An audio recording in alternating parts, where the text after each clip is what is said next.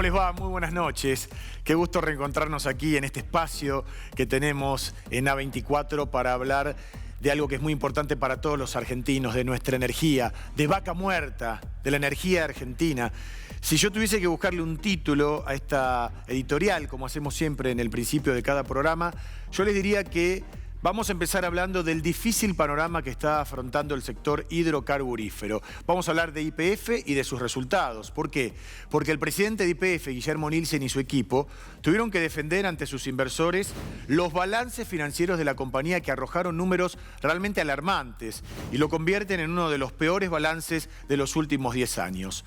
Puertas adentro en YPF entienden que el precio de la acción está sobrecastigado, afectado por el clima financiero negativo que está generado por el riesgo económico del coronavirus, pero admiten también que el congelamiento de precios de octubre tuvo un muy fuerte impacto y pegó fuerte en contra de las expectativas. A ver, el momento que atraviesa YPF corresponde en gran medida al contexto político y económico de los últimos 6 meses, en donde Argentina afrontó un cambio de gobierno con todo lo que esto significa, y el sector petrolero también tuvo que acatar un DNU que cambió radicalmente las reglas del juego. Y a 3 meses de haber comenzado su gestión, todavía no quedan claras las políticas energéticas que va a implementar el gobierno de Alberto Fernández, de la que dependen, claro, miles y miles de pequeñas y medianas empresas, de las grandes también, tanto extranjeras como de aquí, como de la República Argentina, con YPF a la cabeza, si se quiere. El avance del coronavirus, hay que decirlo, no es ajeno a este sector. Se ha cancelado el congreso más importante del sector petrolero en Houston, en los Estados Unidos, precisamente por la epidemia de este virus. El presidente de YPF, Guillermo Nielsen, y su equipo habían confirmado su asistencia, al igual que en Davos. El principal objetivo, ¿cuál era? Conseguir inversores extranjeros que apuesten en el desarrollo productivo.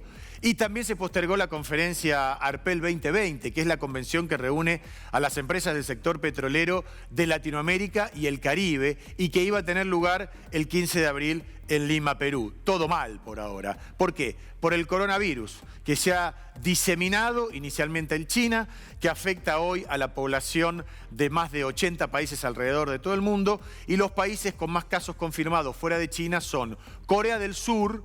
Hoy va a estar el embajador de este país aquí, Irán, Italia, España. Y bueno, de este tema vamos a hablar en un rato con él. Mientras tanto, hablar de Arabia Saudita, que recortó su precio oficial de venta del crudo después de que Rusia se negara a bajar la producción, medida que intentaba acompañar un contexto de menor demanda provocada por el brote de coronavirus. Pero este conflicto ha desatado también un caos en los mercados financieros a nivel internacional, lo cual provocó el mayor derrumbe diario del precio del barril en los últimos 11 años.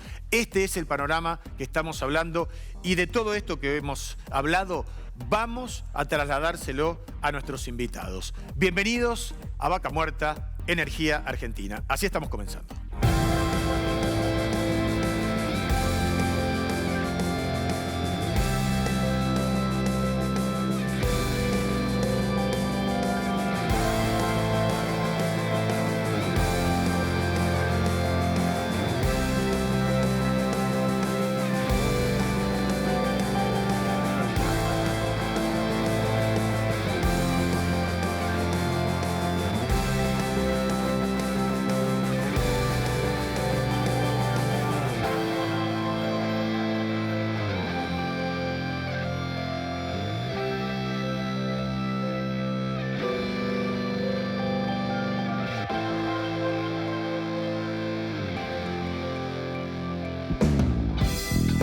Y el objetivo claro ahora es desgranar esta editorial en donde hay ideas fuerzas sobre las que tenemos que ser más específicos. Voy a presentar a los invitados. Raúl Timerman, politólogo, gracias por estar aquí. Bienvenido. Andrés Di Pelino, economista especializado en tema energético.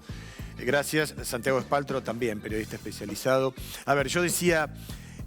hablaba de YPF, de lo que está pasando ahora, de que va a haber menos inversión, un 20% menos de inversión este año que el año pasado. Pero la primera pregunta sería, ¿no? Para comenzar a trazar un plan, debe haber una política energética. ¿Sabemos algo de cuál es la política energética del presidente Alberto Fernández? No, la verdad que sabemos poco y nada. Vos fíjate una cosa, la política energética fue la que acumuló un déficit fiscal impresionante en el segundo gobierno de Cristina Fernández. Y fue uno de los motivos por los cuales el Frente para la Victoria pierde las elecciones. La política energética que llevó el presidente Macri adelante con el aumento brutal de las tarifas eléctricas, los servicios públicos, fue parte de la derrota de Macri sin lugar a en dudas. las elecciones. Y ahora, de punto de vista de cuál es la política energética, no sabemos siquiera si hay política y tampoco sabemos quién conduce esa política o no política, porque se están viviendo internas terribles en la Secretaría de Energía entre Lanciani, secretario de Energía, y Culfas, ministro de la Producción. Esa secretaría está prácticamente vaciada y no escuchamos ninguna idea formulada por alguien en relación a la política energética argentina, en un momento en que creíamos que la lucha China-Estados Unidos iba a ser motivo de un crack económico, y resulta al final que fue el conflicto entre Arabia Saudita y la Unión y Rusia la que nos lleva a esta debacle. Claro, pero hablamos de focos de conflicto, pero mientras tanto, como les digo siempre, para bajar la tierra, está la gente. Y todo esto termina repercutiendo en el bolsillo de los argentinos, lo que tiene que ver con la energía o la falta de una política, ¿no? Porque lo que pagamos es impagable, porque no sabemos si va a aumentar la nafta, porque cuando baja el petróleo, la nafta sigue en el mismo precio. Me gustaría hacer hincapié un poco en ese tema. Sí, mira, yo respecto a las tarifas, vos señalás, tenemos que tener en cuenta 3 elementos. Las tarifas, se dice, tienen que ser, lo dijo la Corte Suprema de Justicia de la Nación, se lo dijo a Macri. Sí. En su momento le dijo, tienen que ser justas, tienen que ser razonables, pero por sobre todas las cosas tienen que ser afrontables por la población. Es decir, las familias tienen que, con sus ingresos, sueldos asalariados, jubilaciones, pensiones, lo que fuere, tienen que poder pagarlas.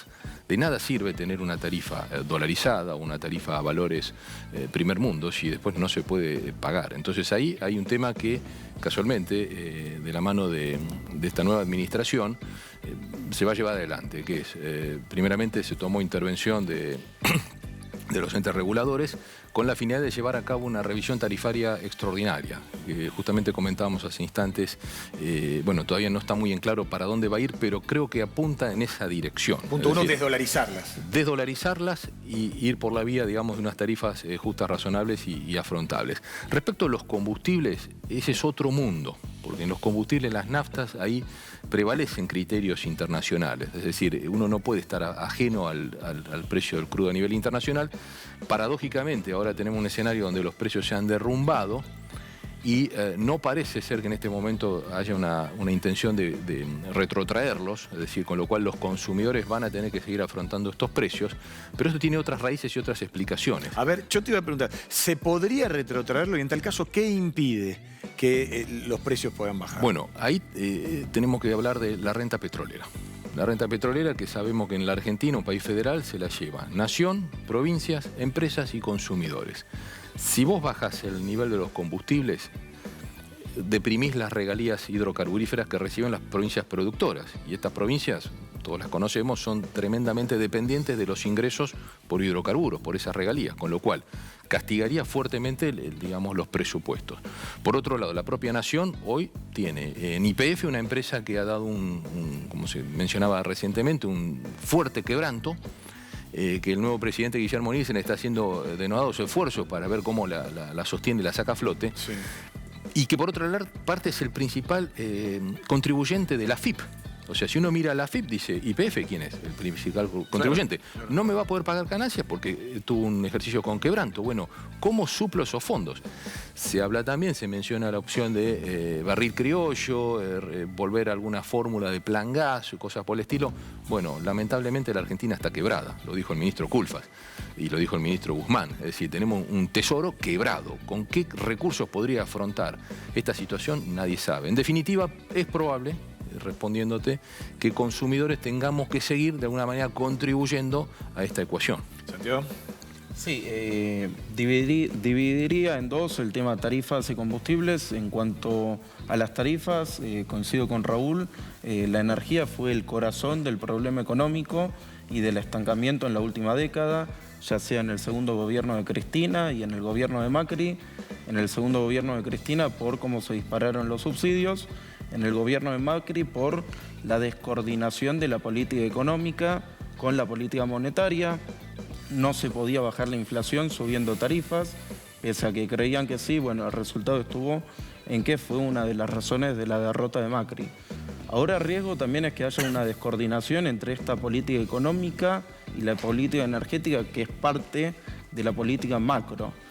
En cuanto a las tarifas, el gobierno tiene la idea de ir mejorando el salario real con tarifas que suben por debajo de la inflación. Hay que ver si tienen la voluntad política, el espacio como para poder ajustar las tarifas a mitad de año. Claro, a ver, eso es un objetivo a verse. Cuando vos hablas, no sé, con el ministro Trota de Educación, te dice, sí, espero que los maestros, el salario le gane la inflación.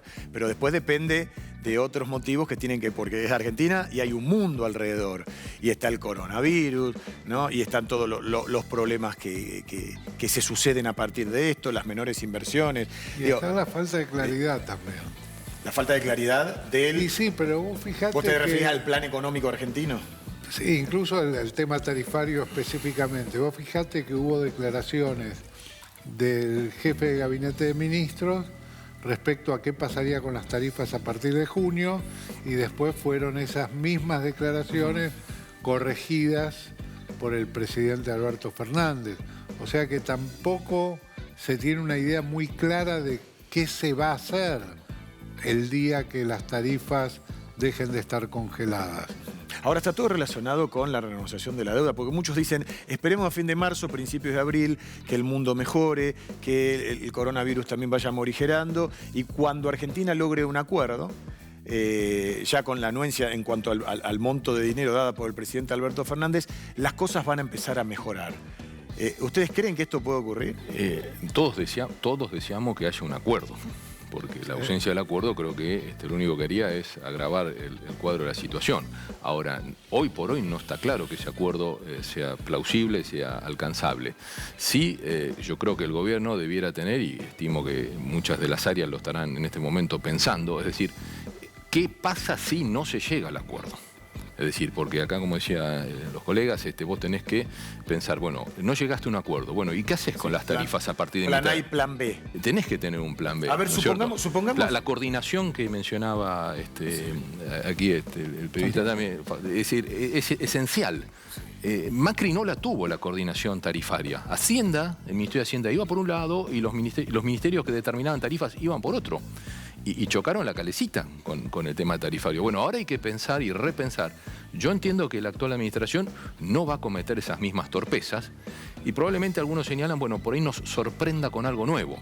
Todavía no sabemos. Claro, yo me imagino a la gente diciendo, no, por favor, ni hablar del plan B, lleguemos a un acuerdo para que el tema tarifario vaya siendo para el bolsillo del laburante, del trabajador, pasible de pagar, ¿no? Porque había mucha gente que decía, no quiero pagar la luz lo que paga un café en la esquina, pero tampoco quiero que me maten con 3.000 pesos, 2.000 pesos. Nos pasamos al otro extremo. Eran precios irrisorios. Exacto. Ridículos. Y ahora de irrisorio pasamos a impagables. Exactamente. Ahora, en este minuto, ¿no? Minuto y medio que nos queda, no se trata de voluntad de negociar hay, se trata de lograr confianza, como decimos siempre. Absolutamente. ¿No? En eso estamos todos de acuerdo. Sí, bueno, ahí hay una complicación. Cerrámelo, Raúl, apelando a ahí tu hay síntesis. una complicación grande. ¿Cómo haces para recuperar confianza en inversores extranjeros después de este periodo de gobierno y si llega a fracasar la renegociación de la deuda? Es muy difícil. Años van a pasar. Tenés otro problema. No hay confianza del empresariado argentino en la Argentina. Nosotros hemos tenido ministros que tenían sus ahorros en el extranjero. Sí, un papel, y decían, vergüenza. van a volver en el momento que el país sea confiable. Y ellos eran ministros y eran gobierno. Argentina no es un país confiable ni siquiera para los argentinos.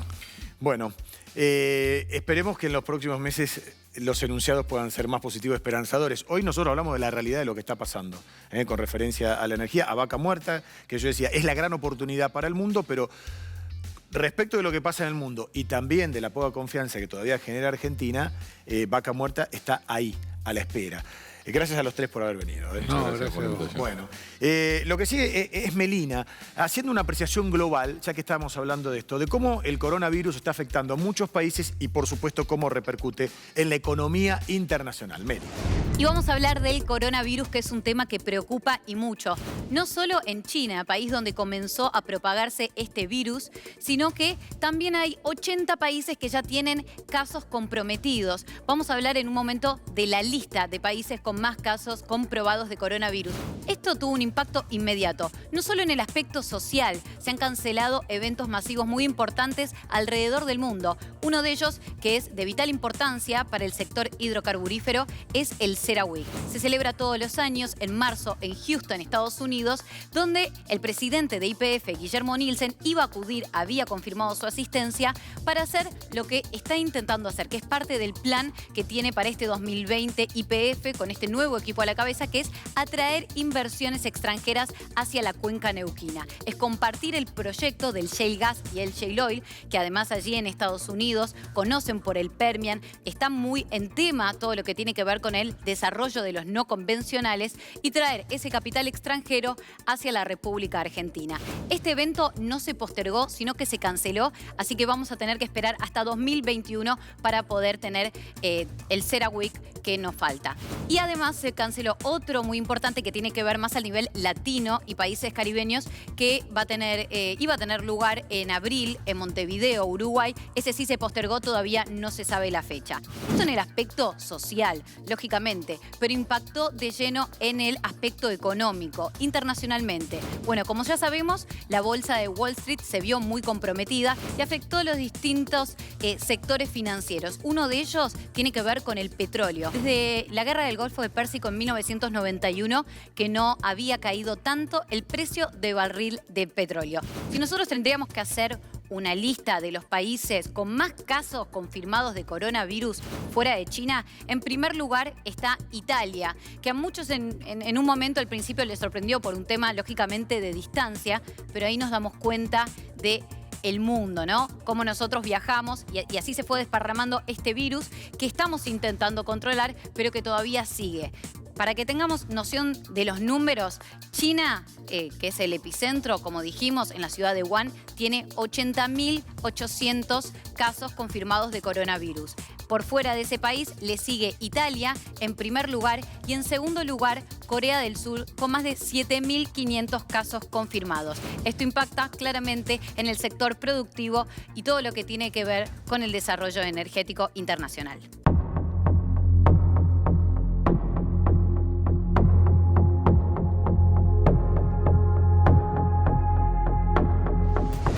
Con referencia al coronavirus, tenemos muchísimo para hablar. Es una preocupación permanente. Todos los días cuando llegamos a hacer nuestros programas, noticieros, magazine, es el coronavirus, es el dengue, lo que nos pasa también es el sarampión, pero hoy el coronavirus ha tomado preponderancia porque ya está aquí entre nosotros y hay que tomar muchos recaudos, muchos reparos. Italia, gran cantidad de casos, Corea del Sur también. Y aquí quiero hacer especial hincapié porque hemos invitado al embajador de este país, Jang Myung-soo. Bienvenido. Muchas gracias por estar con nosotros. Y allí está la pregunta, ¿no? ¿Cómo está afectando el coronavirus en su país? Claro, muchas gracias por la invitación primero. Y coronavirus 19 está afectando a Corea mucho.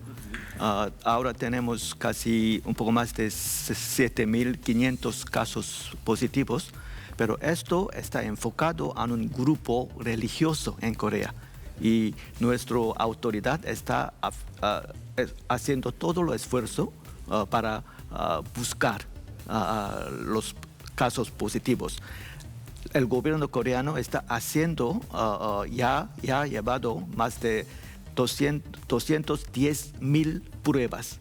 Y entre estos tenemos más de 7.500 casos positivos, pero está controlado muy bien.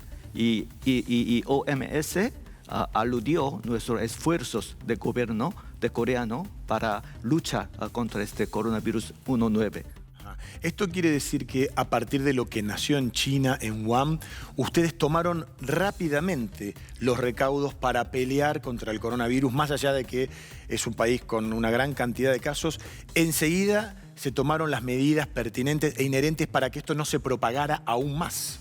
Claro, pero nosotros no hemos medidas drásticas para impedir ingreso de personas desde otro país a Corea, excepto los chinos desde Wuhan. Para otras personas no hemos impuesto ningún tipo de prohibición. Solo en el aeropuerto tomamos, ¿cómo se dice? La prueba, la fiebre. Sí, correcto. Sí. Ajá. ¿Temen, con referencia a Corea del Norte, la falta de datos que hay y que esto pudiese también afectar a Corea del Sur? No tenemos información confirmada sobre casos en Corea del Norte, pero claro, si ocurriera algún caso positivo en Corea del Norte, yo creo que esto puede tener un impacto a Corea del Sur, pero estamos dispuestos a hacer cualquier tipo de cooperación con Corea del Norte para hacer una lucha contra este coronavirus 19. Para hacer un acuerdo, en este caso bilateral, se necesitan dos. ¿Corea del Norte tiene la misma predisposición que Corea del Sur? Esto no estoy seguro, pero como yo dije, si es necesario, nosotros estamos dispuestos a hacer cualquier tipo de cooperación con Corea del Norte. Hablando de cooperación y de relación bilateral, vamos a hablar específicamente de lo que hace Argentina y Corea del Sur. Porque cuando hablamos de la gran posibilidad que tiene nuestro país de obtener dinero, dólares, que son tan necesarios para nuestro crecimiento, Vaca Muerta es un punto de referencia esencial. Pero hoy, aparentemente, la vaca está muerta. No hay incentivo, hay mucho miedo por lo que está pasando a nivel macro con la economía. Yo sé que usted visitó Vaca Muerta y en principio quiero preguntarle qué impresión se llevó de esta área. Creo que mi visita a Vaca Muerta fue muy impresionante. Yo pienso que yo pude ver otra cara de Argentina. Generalmente cuando pensamos en Argentina, pensamos sobre agricultura, agropecuario de Argentina. Pero al visitar Vaca Muerta, pudo tener otra visión de Argentina. Primero, fui asombrado por el tamaño del tierra de Vaca Muerta. Claro. 35.000 kilómetros cuadrados, eso corresponde a casi un tercio de la tierra de mi país, de República de Corea. Y segundo, pienso que Argentina, el potencial que Vaca Muerta tiene para el futuro de Argentina. Tercero, eso me dio una tarea que ¿qué podemos hacer Corea con Argentina en tema de energía? Cuando al ver este territorio vasto de Vaca Muerta. Sin dudas, lo hemos hablado mucho. Bueno, sé que usted estuvo con el gobernador, ¿no? Con Omar Gutiérrez, recorriendo la zona. A partir de lo cual son los gobernadores, aquellos que más allá de ser anfitriones del lugar, los que de alguna manera muestran y venden la potencialidad y la posibilidad. Por lo cual, mi pregunta es, ¿existe más temprano que tarde que su país, existe la posibilidad de que su país invierta en Vaca Muerta? No sé exactamente cuándo, pero hay gran posibilidad. Esto yo estoy seguro. Cuando yo me encontré con el gobernador Gutiérrez, él me introdujo mucho sobre Vaca Muerta y cuando yo visité a Vaca Muerta también, yo vi un gran potencial de Argentina y Vaca Muerta. Yo creo que las empresas coreanas estarán a estudiar el potencial de Vaca Muerta para posible inversión en el futuro. No estoy seguro cuándo, pero definitivamente sí habrá una inversión por parte de empresas coreanas. Lo cual nos deja usted en el final de esta charla una muy buena noticia y un muy buen título, como decimos los periodistas. Sí. Le agradecemos mucho su visita. El embajador de Corea del Sur, Jang Myung-soo, ha estado aquí en Vaca Muerta, Energía Argentina, y esperemos que no sea la única, que durante el año pueda volver a estar aquí con nosotros en nuestros estudios. Con mucho gusto. Muchas gracias. Muchas gracias a usted. Gracias. Nos vamos a la pausa, ya seguimos.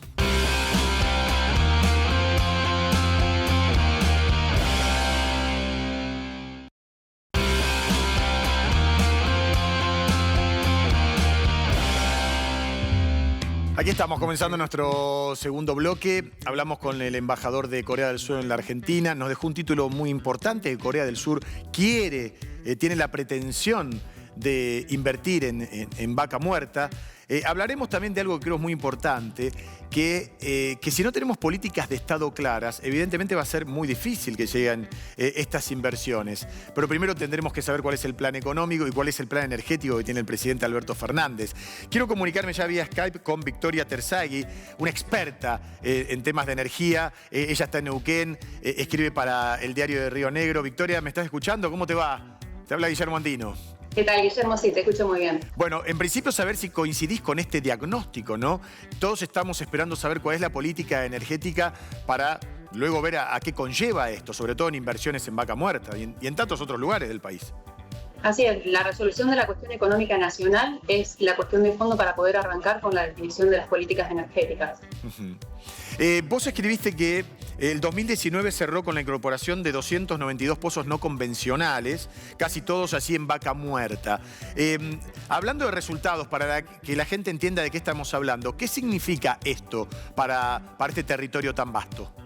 Bueno, es un número que es ni bueno ni malo. Estos 292 pozos no convencionales es el dato de la provincia de Neuquén, que es la provincia que captura lo que está ahora en día en desarrollo en Vaca Muerta, pero también incluyen lo que son los pozos TAI, es otro tipo de recurso no convencional, por lo cual no son solo los pozos de Vaca Muerta. Pero lamentablemente es un número que está muy cercano a lo que había sido el año anterior, el 2018, lo cual marca que no hubo un crecimiento, que es lo que se espera de Vaca Muerta. Vaca Muerta es un recurso de clase mundial. Tiene en lo que es el gas, por ejemplo, hay suficiente gas como para 300 años del consumo de Argentina. Por ende, lo que se necesita es desarrollarlo a gran escala y esta escala no se está logrando. Es bueno que se haya desarrollado esa cantidad de pozos, pero no lo suficientemente bueno como lo que se esperaba a principios de año. Clarísimo. A ver, con el advenimiento del gobierno de Alberto Fernández, todos pensábamos que 2020 iba a ser el año de Vaca Muerta. Y sin embargo, hay una desaceleración tal, también por otras cuestiones que tienen que ver con lo coyuntural, el coronavirus, etcétera, que hacen que hoy, no te digo casi ni se hable, pero que haya un estancamiento. ¿Ustedes sienten lo mismo desde allí? Sí. Se nota muy palpable lo que es el freno en la actividad. Por ejemplo, recientemente, hace algunos meses atrás, se puso un par de semáforos en la localidad de Añelo, que es un poco la capital de Vaca Muerta, y se generaba un congestionamiento impresionante en un pueblito que realmente tiene pocas cuadras, pero se tardaba mucho en cruzar la ruta, y las últimas veces que he ido, la verdad que el semáforo está ordenando 4 autos por mano. Se nota, es impresionante la menor actividad que hay. A ver, hablanos de eso, porque la verdad nos genera tristeza y desazón saber de la potencialidad que hay allí en el sector y que sin embargo me estés hablando casi de un pueblo fantasma, pero que está preparado para hacer, si se quiere, la salvación o una de las salvaciones de la Argentina con referencia a los dólares tan necesitados e imprescindibles.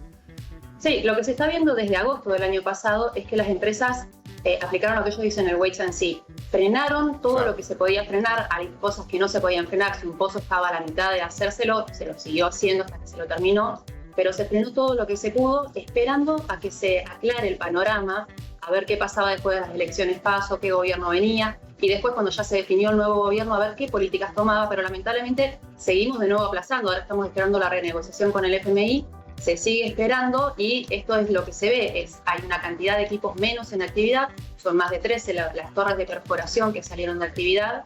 Esto ha generado un movimiento entre las empresas, hay empresas que han ganado, empresas que están saliendo, pero hay mucha menor actividad. No es que Vaca Muerta está parada, Vaca Muerta sigue haciendo pozos, sigue conectando, sigue produciendo, y afortunadamente lo que estamos viendo en estos últimos meses es un incremento en la producción, sobre todo en la producción de petróleo, que tiene que ver con la actividad que se había desarrollado los meses anteriores a agosto, los meses antes del parate, que todavía venimos como con el envión de cola. Eso es bueno. Claro. A ver, Victoria, para quienes no conocen el dato, principalmente de qué países estamos hablando cuando haces referencia a la presencia allí de inversiones en Vaca Muerta.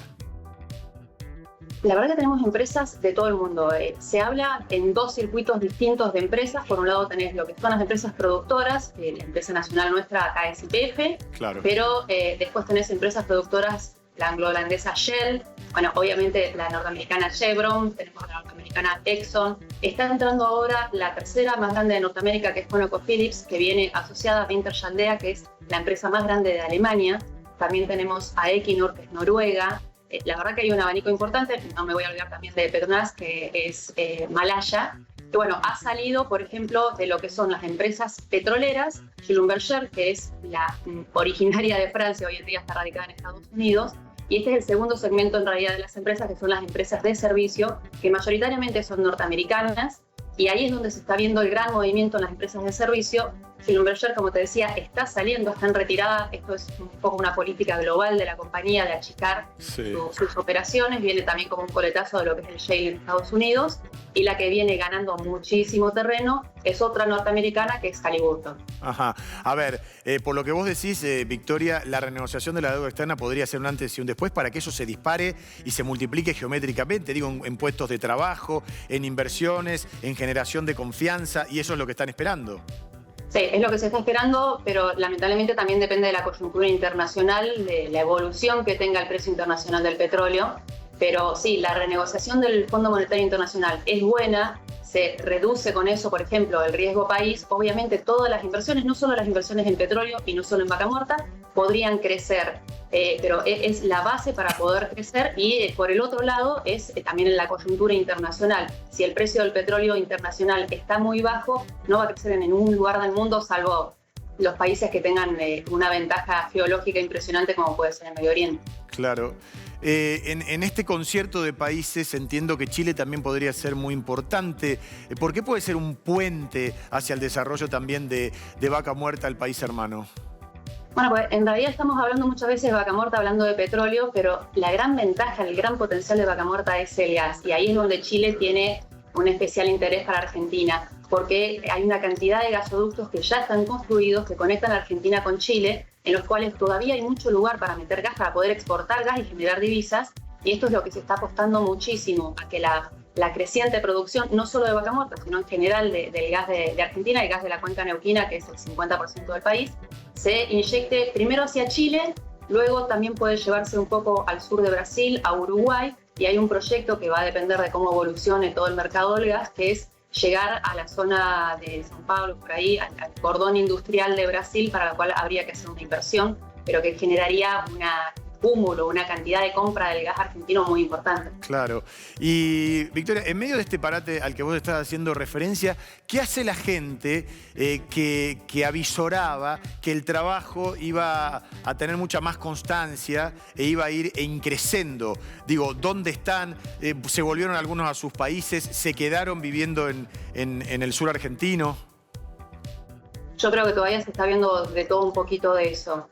Lamentablemente hubo despidos en toda la zona de Vaca Muerta, en todo Neuquén, no de las empresas petroleras y no de las empresas de servicio, porque ahí hubo una conciliación que lo que hizo fue hacer suspensiones, que la gente cobra el mínimo pero sigue siendo empleado. Claro. Pero sí hubo despidos en el resto de la cadena, en las pymes que le prestan servicio. Por ejemplo, torre que salió de funcionamiento son una cantidad de empleados que están en su casa cobrando el mínimo. Pero imagínate, el transportista que los llevaba seguramente se quedó sin trabajo. El que les hacía la vianda también seguramente se quedó sin trabajo. Esta gente se ha quedado sin trabajo, y lo que estamos viendo acá en Neuquén, que es muy difícil de cuantificar, pero hubo un censo reciente que un poco lo está reflejando, es que hubo una gran toma, una gran ocupación de terrenos en la ciudad de Neuquén. No en Añelo, queda 80 kilómetros de Añelo.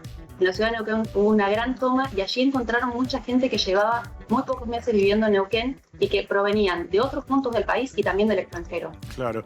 Impresionante lo que estás contando, ¿no? Porque es verdad, un gran desarrollo, como puede ser Vaca Muerta, a nivel de energía, va generando, va derramando otros trabajos, hasta esta variante a la que vos hacías referencia. Evidentemente este primer trimestre a nivel económico, internacionalmente hablando, y ni hablar si hacemos referencia a la Argentina, ha sido negativo. Esperemos que abril nos encuentre con otros horizontes, y agradecerte, Victoria, esta charla por el panorama tan completo y tan vasto que nos has dado de lo que se está viviendo allí en la región. No, por Guillermo, un gusto. Un gusto para mí también. Gracias.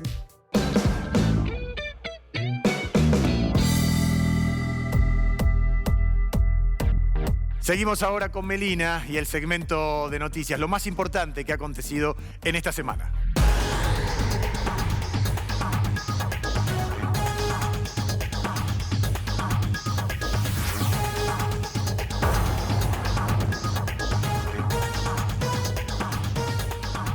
Se desplomaron las acciones de la petrolera Aramco, la empresa con más valor de mercado del mundo.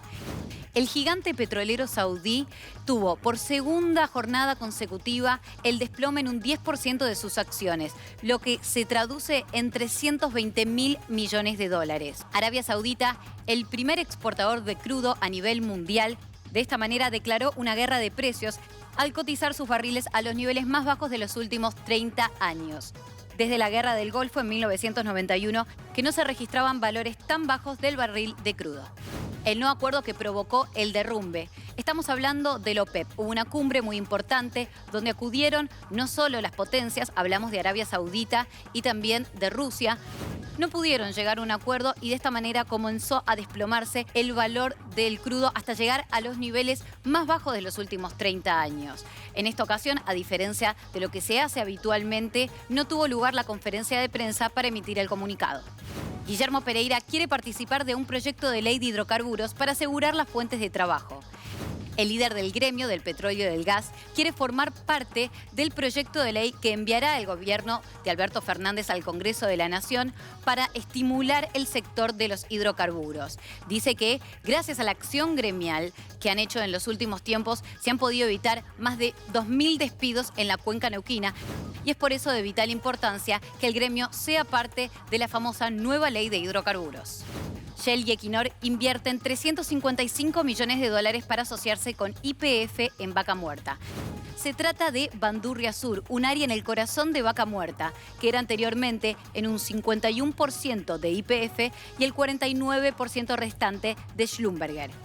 Shell Argentina se unió a Equinor, a la petrolera de Noruega, para comprar el porcentaje de Schlumberger, es decir, obtener este 49%, asociarse con YPF y operar Bandurria Sur, un área de las más productivas de Vaca Muerta.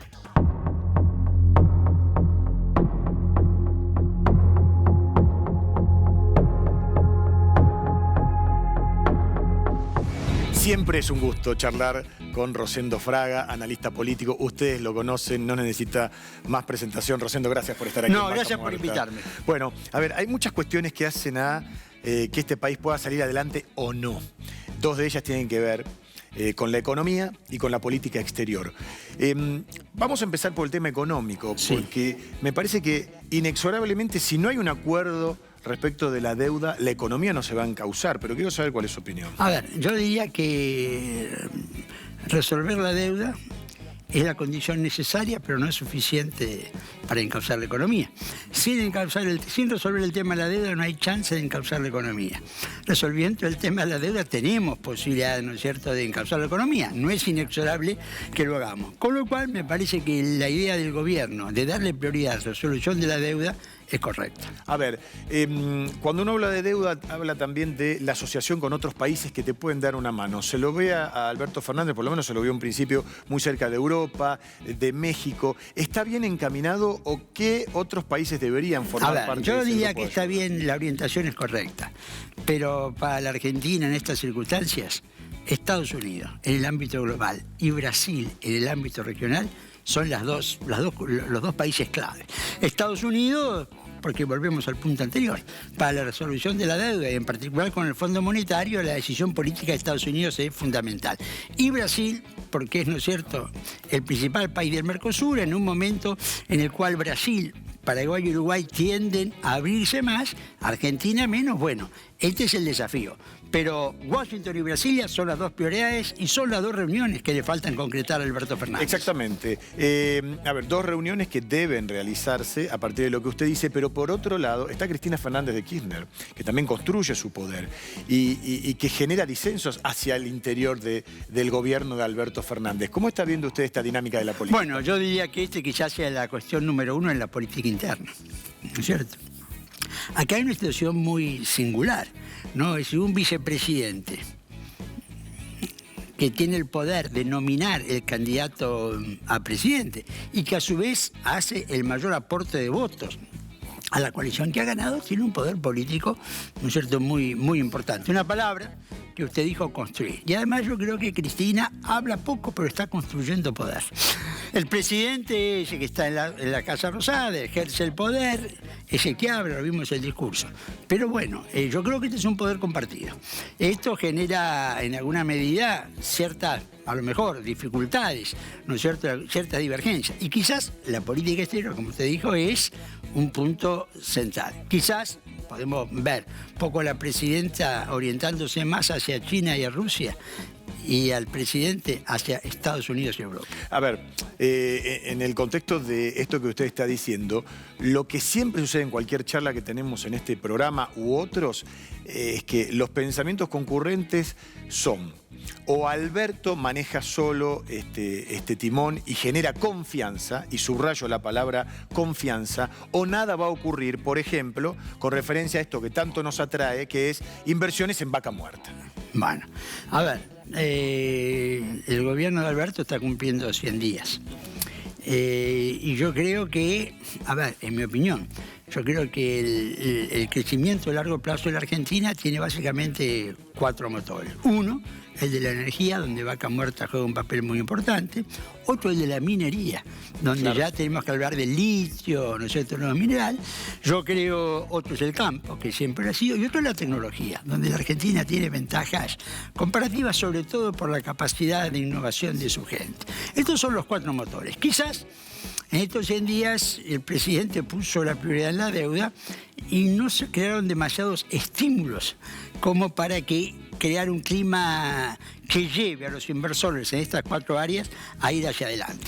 Veremos si, encauzando la deuda, esto se hace. En un momento donde además el gobierno tiene que ser muy, muy cauto con todo esto, porque estamos en una situación económica internacional difícil. Sí, sin lugar a dudas, a lo que se suma lo que venimos hablando en este programa, el coronavirus, países que están totalmente paralizados y por supuesto esto genera menores inversiones. Todo va repercutiendo en la economía. A veces algunos presidentes tienen la suerte de tener viento a favor y otros viento en contra. Hoy por hoy, Alberto Fernández está afrontando vientos que no son los mejores. Bueno, como todo el mundo, ¿no? Estamos viendo en Brasil, ¿no es cierto? Brasil está bajando un punto su perspectiva de crecimiento, el Fondo Monetario dice que se va a crecer un punto menos, China están dando un punto y medio, y no sabemos si va a ser peor, ¿no es cierto? En el cual Argentina, el problema es que esto lo agarra en un momento de recesión. Ahora, la inversión se piensa para el largo plazo, la inversión no se piensa para 3 meses, 6 meses. Sobre todo este tipo de inversiones. Claro, y ahí es donde yo creo que el gobierno tiene que dar señales de largo plazo, señales de regla de juego claras, señales que esas reglas de juego se van a cumplir, como para alentar inversiones que hoy día están más bien expectantes. Claro, la pregunta es esta: ¿cómo se seduce a aquellos países que tienen el potencial para venir a invertir, para decirles, vengan a Vaca Muerta, hay seguridad jurídica, no les vamos a cambiar las reglas del juego, cuando la Argentina no tiene antecedentes precisamente de estas conductas? Bueno, yo creo que ese es el problema que se plantea. Y la única solución es las condiciones de rentabilidad que se den, ¿no es cierto?, a esas inversiones. Pero a veces cuando alguien me dice, ¿se puede invertir o no se puede invertir en la Argentina? Y mire, depende del precio. Claro. Es decir, cuando uno invierte en un país de riesgo, de historia de riesgo, bueno, quiere tener más condiciones que le permitan asegurar, ¿no es cierto?, una ganancia. Ahí donde viene cierta negociación entre el Estado, ¿no es cierto?, y los inversores. Normalmente esto se resuelve dando mejores condiciones para el inversor. Usted decía, hay que galvanizar las relaciones con Estados Unidos y fundamentalmente con Brasil, que es nuestro gran socio. Pero a la hora de atraer inversiones, ¿puede ser Estados Unidos y China o tiene que ser Estados Unidos o China? Bueno, a ver, Brasil nos está dando un ejemplo que puede ser Estados Unidos y China. Exactamente. ¿No es cierto? Asumiendo que hay algunos temas sensibles. ¿No es cierto? Es decir, por ejemplo, el tema del comercio, no hay un conflicto entre Estados Unidos y China en la región. No le preocupa a Estados Unidos demasiado el comercio. Por ejemplo, la tecnología G5 de Huawei. Claro. Eso sí es un conflicto. Es decir, eso es un tema... Ahí no me robes la clientela que tengo cautiva porque Bueno, los pioneros a lo largo de estas décadas han sido los norteamericanos. Y la visión que tiene Estados Unidos de que la empresa Huawei es una empresa que trabaja con los servicios de inteligencia china, ¿no es cierto? Esto se ha planteado en el ámbito de la OTAN, la alianza militar de Estados Unidos con Europa, donde Estados Unidos, en una reunión de ministros de defensa de la OTAN hace un mes y pico en Bruselas, dijo: al que tome la tecnología Huawei, nosotros no le vamos a compartir información. Entonces yo digo, lo que uno tiene que, determinar desde un país como la Argentina, es decir, bueno, cuáles son los temas prioritarios, en lo que no importa la rivalidad entre China y Estados Unidos, y cuáles son los temas donde sí importa. En el comercio no importa, en la tecnología G5 sí importa. No quiero soslayar dos regiones que también tienen que ver con la Argentina.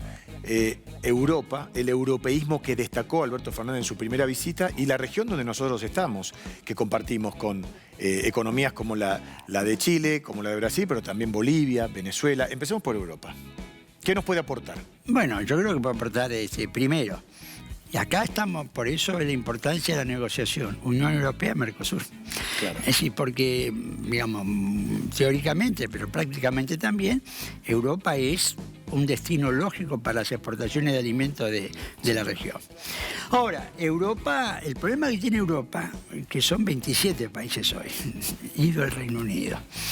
Y es muy difícil que en este tema poner de acuerdo a todos los países. Y para llegar a un acuerdo de comercio con Mercosur, Unión Europea, todos los parlamentos, los 27 países lo tienen que ratificar. Entonces hay países como Francia, que a la protección del agro, ¿no es cierto?, del campo, la mantienen, y esto hay razones históricas que llevan exactamente un siglo. 2 minutos, ¿por qué? Es decir, en la Primera Guerra Mundial, 1 millón de franceses se murió de hambre. Además, los franceses dijeron: ningún francés más se va a morir de hambre. Y en la Segunda Guerra Mundial murieron franceses en la guerra, pero no por falta de alimento. Entonces, cada país, Irlanda, que tiene el acto, es decir, Dinamarca, es decir, es compleja, pero no cabe duda, la lógica es que Europa es un destino de nuestros alimentos. También Europa, yo diría que puede aportar capitales, Europa puede aportar tecnología. Entonces la relación con Europa es importante. Y apelando sobre en este último minuto, ¿en la región, América Latina? Y en la región, la Argentina tiene que restablecer la relación con Brasil. Yo creo que esta es la prioridad. Chile está en un momento difícil, ¿no es cierto?, me parece. Venezuela económicamente casi es un caso perdido. Colombia es un país que Argentina tiene que mirar y que siempre lo ha sentido muy lejos, porque Colombia ya es la segunda economía y la segunda población de América del Sur. Y hay 3 países muy cercanos, Uruguay, Paraguay y Bolivia, a los cuales históricamente en las últimas décadas hemos prestado poca atención, pero hoy están con mejores perspectivas económicas que en el pasado. Rosendo, siempre es un gusto. No, gracias por invitarme. Gracias por haber estado aquí en Vaca Muerta, Energía Argentina. Y acuérdate, Jan de Null une a la Argentina con el mundo. Mirá.